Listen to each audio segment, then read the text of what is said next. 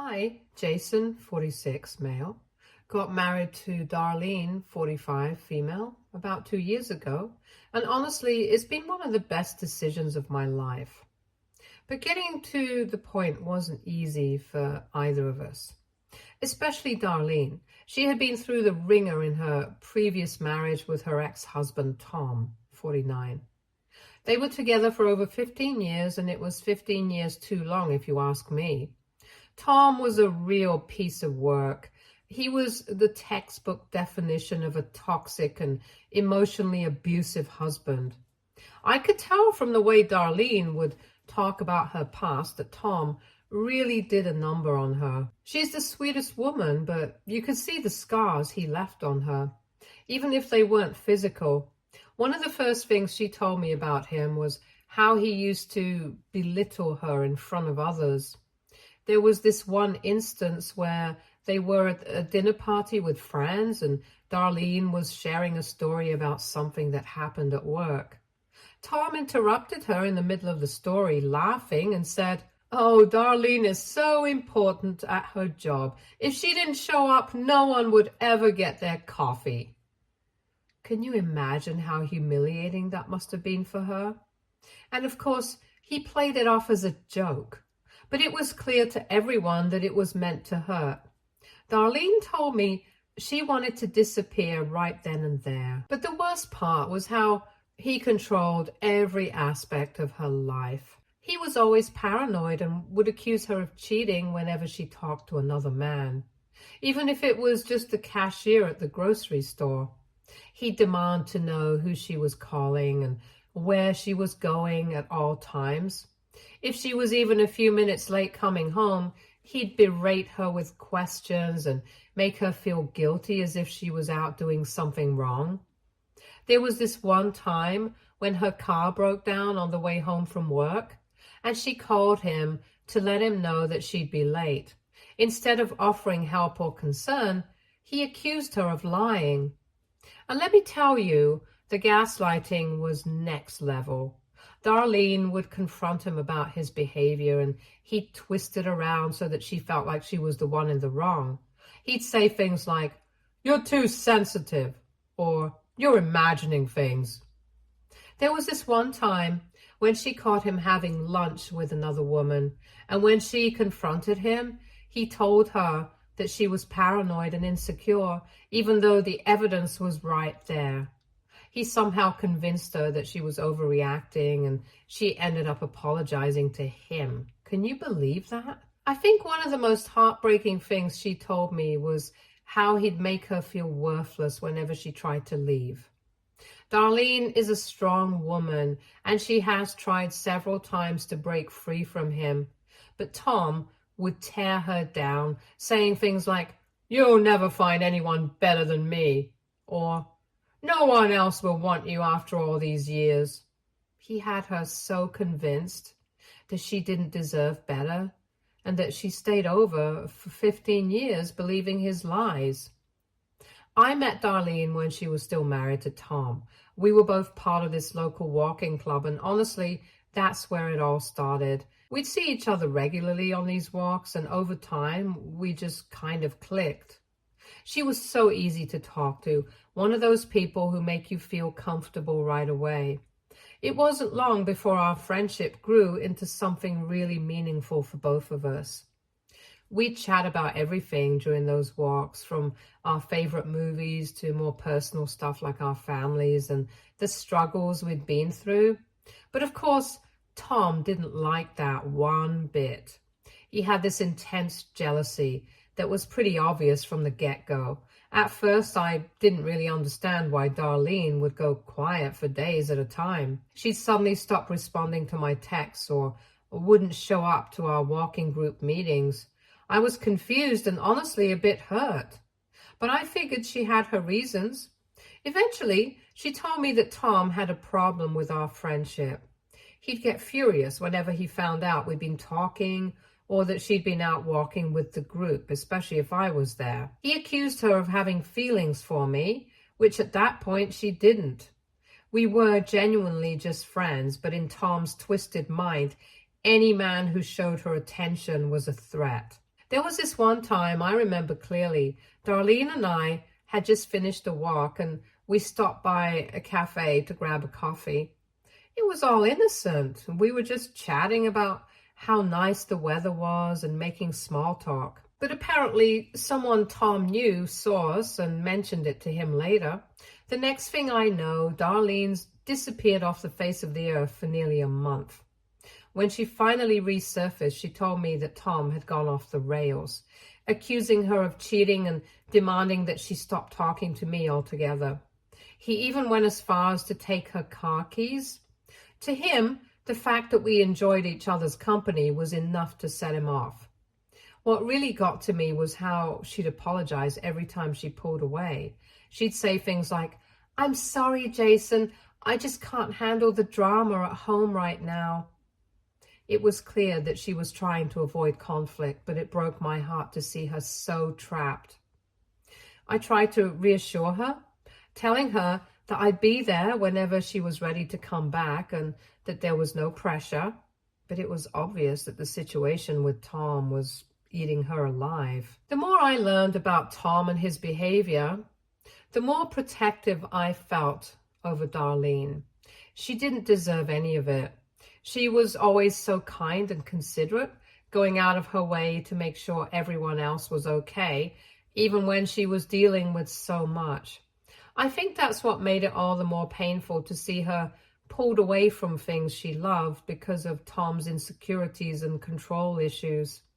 Eventually, after one too many of these incidents, Darlene started to open up more about what life was really like with Tom. She told me about the constant accusations, the belittling comments, and how he'd twist everything to make her feel like she was the one in the wrong. It became clear that this wasn't just about me. Tom was a toxic presence in every aspect of her life. He'd isolate her from friends, criticize her looks, her cooking, her job, everything. He was slowly chipping away at her self-esteem, making her feel like she couldn't do anything right. Leaving Tom was the hardest thing Darlene had ever had to do. After 15 years of putting up with his controlling and abusive behavior, she'd finally reached her breaking point, and somehow the straw that broke the camel's back was something as simple as oversalting the food. It was just one of those days where nothing seemed to go right. Darlene had been rushing to get dinner on the table after a long day, and she accidentally added too much salt to the dish. It wasn't even that bad, honestly, but Tom lost it. He started yelling at her, calling her names, making her feel like she was the worst wife in the world. But this time, something inside Darlene just clicked. She didn't argue back, didn't try to defend herself like she usually did. She just sat there quietly, taking it all in. And I think that's when she realized she couldn't do it anymore. The next day, while Tom was at work, she packed her things and left. She didn't know where else to go, so she came to me for help. And when she showed up at my door, she looked exhausted, like she hadn't slept in weeks. I didn't hesitate for a second. I took her in, no questions asked. The next few months were really tough as she went through the divorce process. I've never seen anyone so worn down by life. Darlene was a shell of herself, but she was also determined. She knew she deserved better, even if it was hard for her to see it sometimes. Every day was a new challenge. Tom wasn't exactly making the divorce easy. He tried to drag it out as long as possible, probably hoping that she'd change her mind and come back to him. But Darlene stood her ground even though it was tearing her apart. She was dealing with so much at once. Not only was she trying to rebuild her life after leaving Tom, but she also had to navigate her relationship with her daughter Linda, 20, female, who was only 15 at the time. Linda had always been closer to Tom, or at least that's how it seemed. She idolized her dad and couldn't understand why her mom had left him so suddenly. I could see the pain in Darlene's eyes every time Linda would call, crying and asking why she'd broken up the family. Linda felt betrayed, like her mom had abandoned her and their family without any warning. I remember one night Darlene was sitting at my kitchen table, her phone in hand, tears streaming down her face. She had just gotten off the plane with Linda, who had once again begged her to come back home. Linda didn't know the full extent of what had been going on between her parents. How could she? Tom had been careful to keep up appearances in front of her. He was always the doting father when Linda was around, but behind closed doors, he was a different person. Darlene had tried to explain to Linda why she had to leave, but it was hard for a 15-year-old to understand the complexities of an abusive marriage. I did my best to support Darlene through all of this, but I could tell she was struggling. She felt guilty for leaving Linda behind, even though she knew it was the right thing to do for her own sanity. The guilt was eating her up inside, and she was worried constantly about how Linda was coping, and it didn't help that Tom was feeding Linda lies, trying to paint Darlene as the villain in all of this. He'd tell her things like, "Your mom doesn't care about us anymore," or "She left because she wanted to be with him," which was complete BS. But Linda was young and confused, and she didn't know who to believe. Because of this, Linda always hated me even before I started dating Darlene. It didn't matter that I'd been there for her mom during some of the toughest times of her life. To Linda, I was the guy who came between her parents and ruined everything. So when Darlene and I started dating about a year ago, Linda wasn't exactly thrilled. Darlene and I had known each other for years by that point, so when we decided to make our relationship official, it felt like the most natural thing in the world. We got married within a few months, which might seem quick to some people, but it felt right for us. We were extremely happy, and for the first time in a long time, Darlene was too. But Linda still hated me. She refused to attend our wedding, which was really hard on Darlene. I could tell it hurt her deeply, but she tried to brush it off, saying Linda just needed time to adjust. I was hoping that maybe once she saw how happy her mom was, she'd come around, but that didn't happen.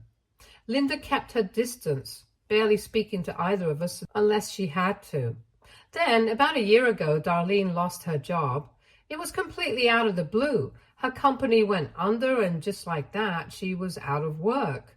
Darlene's income had been a big help, especially since she'd been helping Linda out with her rent. But with no job, she couldn't afford to keep doing that, and Linda had no choice but to move in with us. I was renting a house. I knew it was going to be awkward, but I was willing to make it work for Darlene's sake. From the moment Linda moved in, the tension in the house was thick enough to cut with a knife.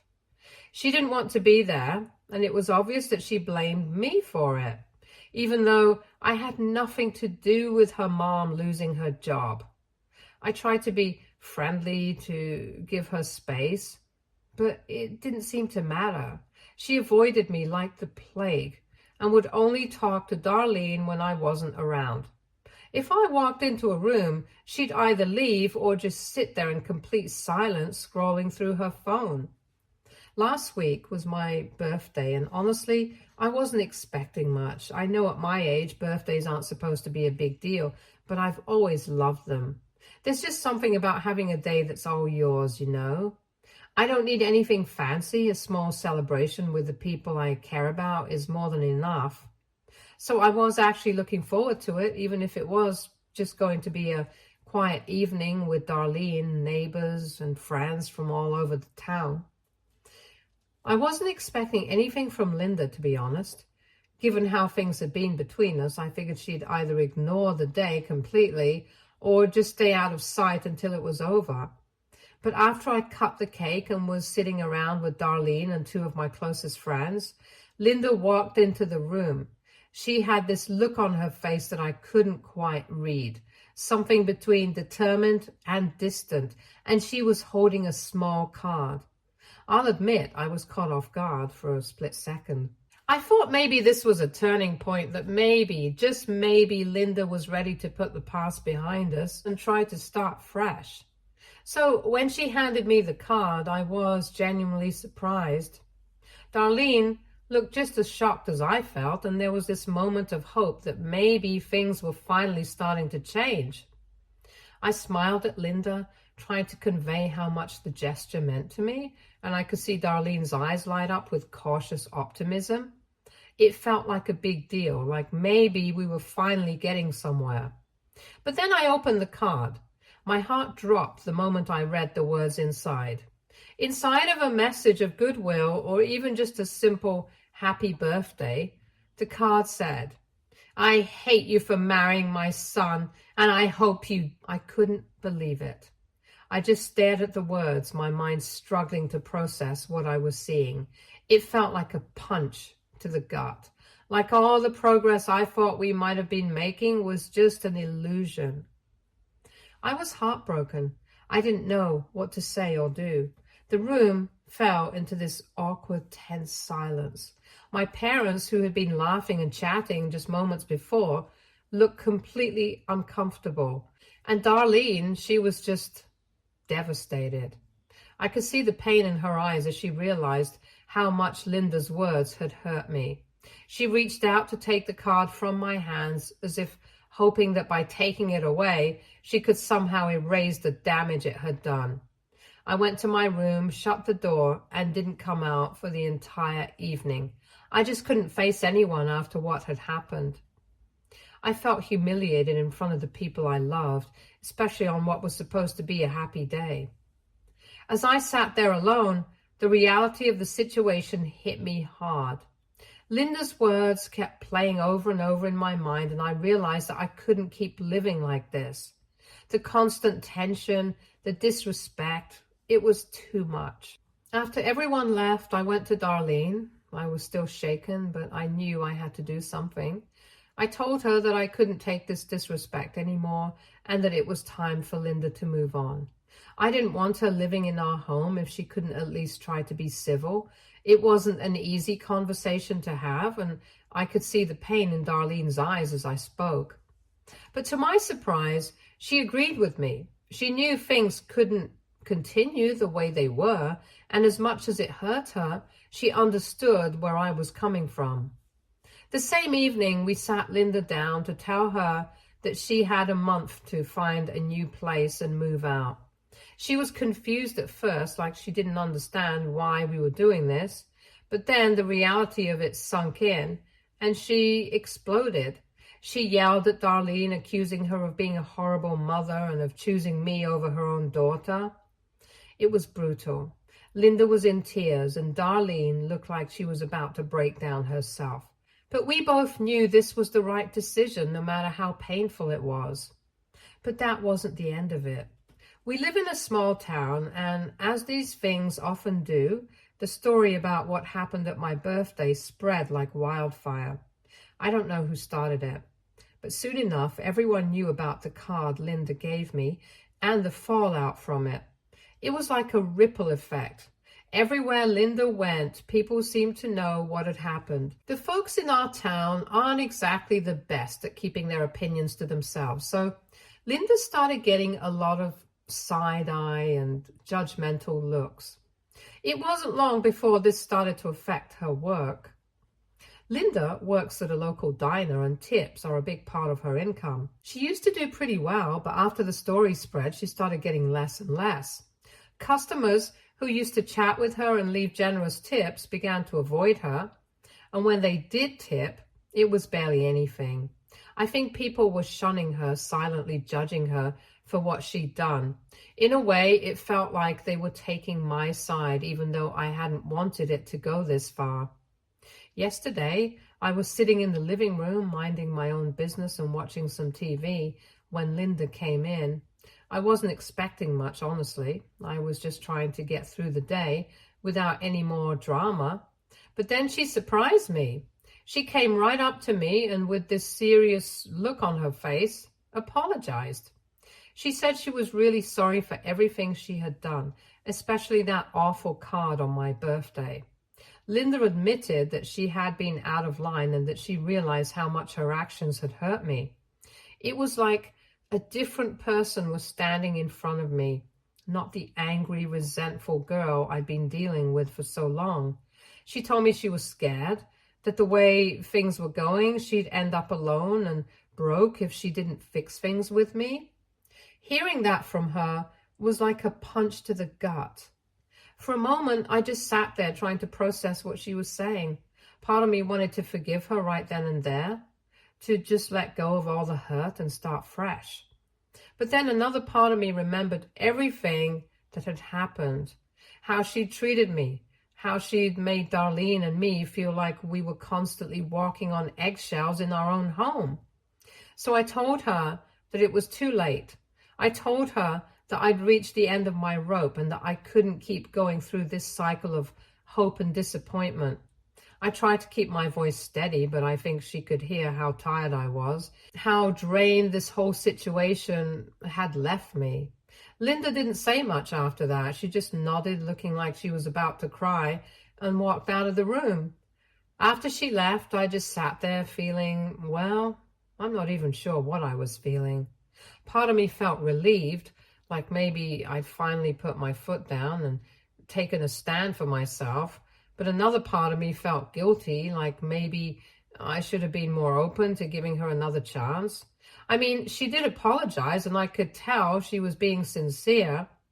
But at the same time, how many times have I tried to be the bigger person only to have it blow up in my face? It's hard because I care about Linda. I don't want her to be alone or to struggle, but I also don't want to keep living in this toxic environment. It's been a nightmare, honestly, and I'm just so tired of it all. But now that she's finally admitted she was wrong and is asking for a chance to make things right, I'm torn. Should I be the bigger person and give her that chance, or is it really too late for that? I can't help but feel like I'm stuck between a rock and a hard place. On one hand, I want to protect myself and Darlene from any more pain, but on the other hand, I can't shake this guilt, like maybe I'm being too harsh or giving up on her too quickly. I keep thinking about how much Darlene loves her daughter and how much she wants things to be okay between all of us. I know that if I completely shut Linda out, it's going to break Darlene's heart, even more than it already has been. But I also know that if I keep letting Linda hurt me, I'm only setting myself up for more disappointment. So, Reddit, what do you think? Should I give Linda another chance and try to rebuild some kind of relationship with her? Or should I stick to my guns and keep my distance to protect myself? I'm really struggling with this, and any advice or insights would be appreciated. Update 1. Hi, everyone. First off, I just want to say thank you for all the comments and suggestions. It really helped me think things through and figure out what was best for everyone involved. After reading your advice and doing a lot of soul searching, I decided that the best course of action was to establish some clear boundaries with Linda.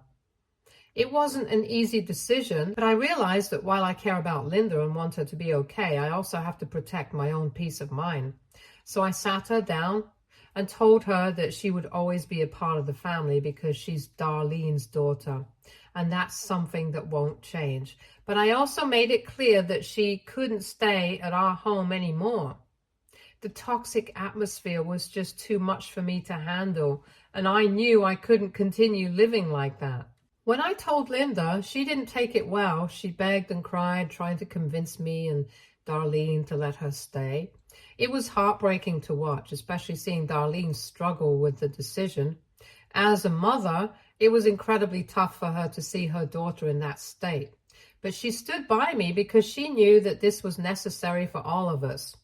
We've both been through so much, and I think we both understood that for any of us to heal, we had to take this step, no matter how painful it was. Yesterday, Linda finally moved out. From what I know, she's staying at a friend's place for now. I was relieved, but also a bit sad when she left. I know this isn't what any of us wanted, but it's where we are right now. I truly hope that she's able to stand on her own 2 feet and start figuring things out for herself.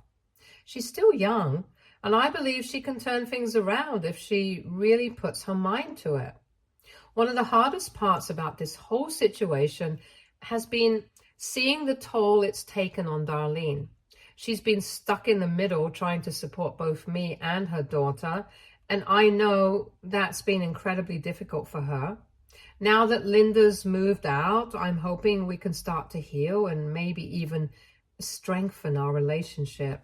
We've been through so much together, and I want to make sure that we come out of this stronger and more united. There's still a lot to work through, and I'm sure there will be more bumps in the road, but for now, I feel like we've made the right decision. I'm trying to focus on the positives, like the fact that our home feels a little lighter, a little more peaceful, without all the constant arguing and tension. It's not perfect, but it's a step in the right direction. Update 2. Hi everyone, it's been 2 weeks since my last update, and I wish I had better news to share. Unfortunately, things have taken a turn for the worse, and I'm honestly still trying to wrap my head around it. I was hoping that after Linda moved out, we could at least be civil with each other and that the distance would help us both cool off. But it turns out I was really, really wrong about that.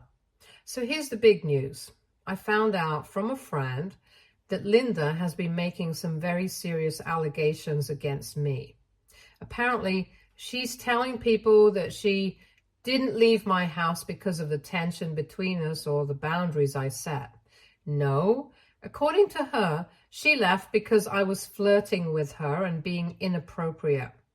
When I first heard this, I was stunned, like I couldn't even process what I was hearing. My friend called me up out of the blue, and the way they started the conversation, I could tell something was up. They said they'd heard some concerning things from mutual acquaintances and thought that I should know what was being said about me. I braced myself, but nothing could have prepared me for what they told me. Linda is telling people that I was making advances towards her and that I was behaving in a way that made her feel uncomfortable, and that's why she had moved out. When my friend told me this, I just sat there, speechless. I couldn't believe it. This is the same girl who's been living in my house for months, who I've tried to help and support despite everything, and now she's saying these horrible things about me? Darlene and I were completely at a loss after hearing what Linda was saying. We knew we couldn't just let these accusations fester, so Darlene decided to call Linda and confront her directly. I was sitting right next to her and I could hear the conversation, at least Darlene's side of it. She started off calm, just asking Linda why she was saying these things and trying to get her to understand how serious the accusations were. But Linda didn't back down. Instead, she doubled down on the lies. She told Darlene that she didn't know everything and that I had been inappropriate with her for a long time and that she wasn't going to cover up for me anymore.